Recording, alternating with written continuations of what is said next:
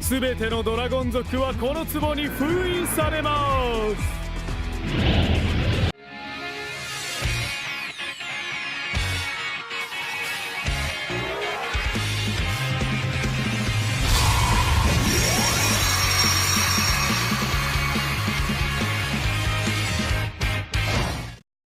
Welcome to an episode of the Dragon Capture Jar where I take a random dragon card and talk about off the cuff. So here is the lovely jar and let's see what's caught.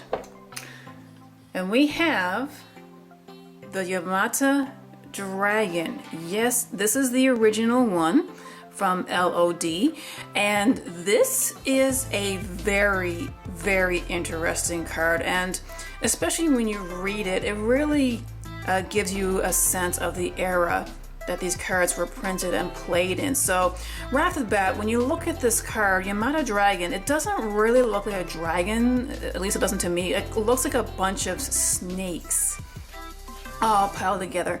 But not only is it a dragon monster, but it's also a spirit. So it's one of those cards that has to return to your hand if it's face up. Now, Yamata Dragon cannot be special summoned. So if it's in your grade, you can't monster reborn it or special summon it in any other means. It has to be normal. So if you look at the levels right away, this is something you need to tribute summon. Now, another thing that makes this card very interesting is if it does any battle damage to your opponent, it allows you to draw cards until you have 5 in your hand. So this was one of those monsters that gave you draw power. Now, there were ways to execute this quite easily.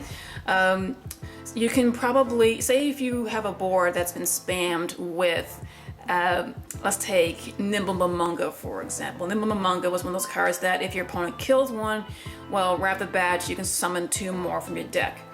Once it gets back to your turn, you can tribute those 2 Nimbles to get this guy out and just attack. So if you only have 1 card in your hand, well, there you go. You just drew 4 cards, which can be very, very handy. But he will return to your hand and you have to find some other way to be able to tribute summon this guy out.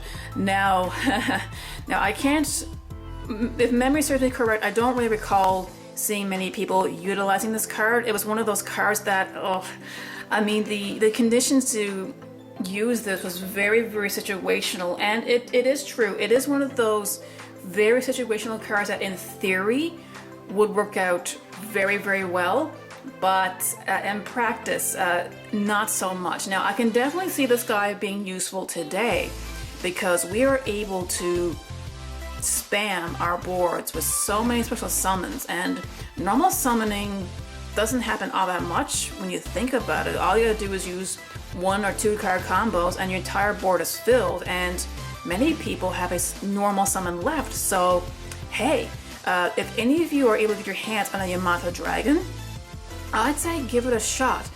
You can just normal tribute, use your other monsters to attack, then attack with this guy, and keep drawing until you have 5 cards in your hands. So it's not something that I would fully depend on, but hey, the way the game has changed over time, I'm sure there are numerous ways that this guy can be abused. I'm sure there is. Do any of you have any ideas? I kind of have ideas in my head already, so I don't know. I might want to try him out someday. It would definitely take people off guard because we're such an old card that I don't think many people really remember. I bet if I were to go to my local and say, hey, do you remember Yamata Dragon, how awesome he was? I don't think I'll get much of a response.